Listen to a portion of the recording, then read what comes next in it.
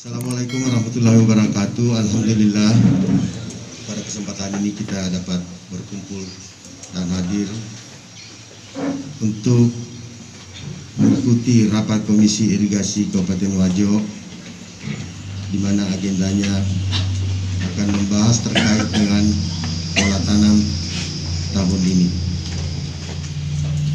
Alhamdulillah wa syukurillah, kita selalu panjatkan kehadirat Allah Subhanahu wa taala dan salam dan taslim kepada junjungan kita Nabiullah Muhammad SAW.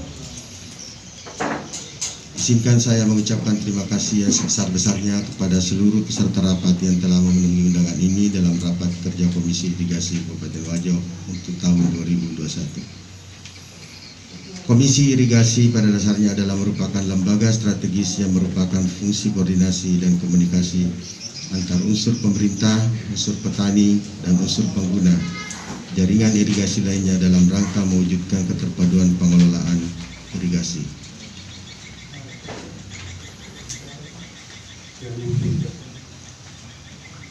Sebagaimana diamanatkan dalam Peraturan Menteri Pekerjaan Umum Nomor 30/PRT/M 2007 tentang Komisi Irigasi yang kemudian diperbaharui melalui Peraturan Menteri PU Nomor 17 Tahun 2015 dan Undang-Undang Nomor 11 Tahun 74 tentang pengairan.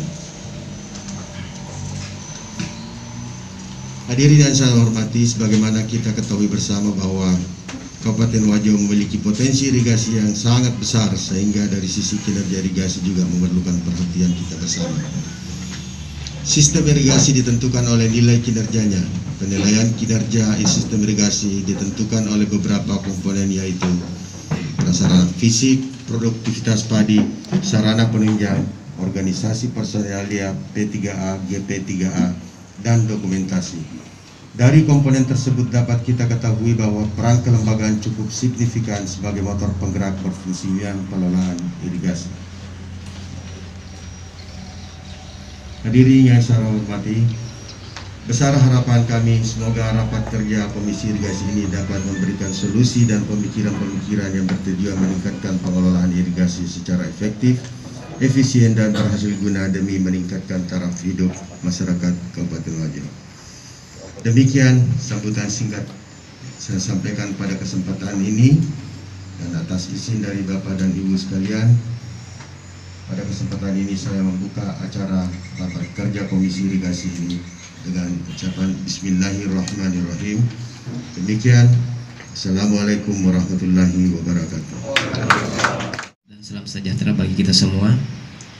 Yang terhormat Bapak Asisten 2 Bidang Pembangunan Sekretariat Daerah Kabupaten Wajo, yang terhormat Bapak Camat Pitung Panua atau yang mewakili, yang kami hormati Bapak Kadis PU beserta jajaran yang dalam hal ini diwakili oleh Bapak Kabid Irigasi, yang mewakili Bapak Kadis Pertanian, Bapak dan Ramil yang kami hormati, Pak Kapolsek, Kepala Desa dan Lurah yang sempat hadir, Kepala UPTD beserta jajaran, serta anggota P3A dan GP3A yang sempat hadir.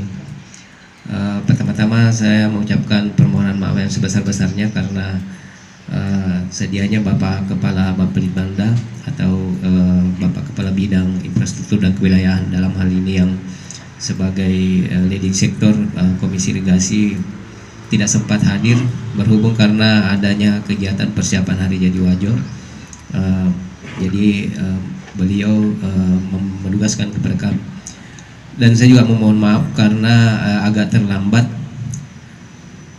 Tadi jam 9 kami mengikuti Zoom meeting untuk kegiatan rencana tata ruang wilayah, di mana kita juga menyampaikan bahwa di dalam materi tata ruang itu kita diwajibkan memasukkan daerah irigasi yang sudah terverifikasi berdasarkan hasil KSP di dalam rencana tata ruang wilayah yang akan dibahas nanti tanggal 1 di Jakarta.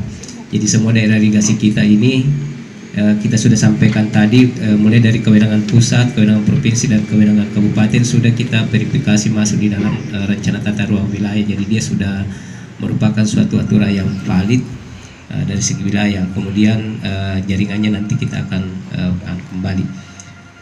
Jadi terkait dengan Komisi Irigasi, sebagaimana kita ketahui bahwa untuk wilayah Awo ini, karena kita masalah irigasi ini sudah tidak asing lagi, karena kita dilingkupi oleh salah satu wilayah daerah irigasi teknis yang ada di Kabupaten Wajo, itu daerah irigasi Awo.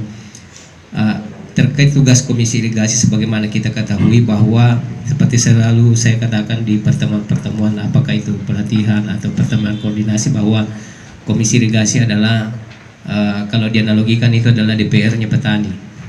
Jadi ini bukan lembaga yang biasa, sebuah lembaga yang tinggi seperti dikatakan Pak Asisten tadi, yang merupakan wadah koordinasi antara pemerintah dengan petani yang ada di daerah irigasi.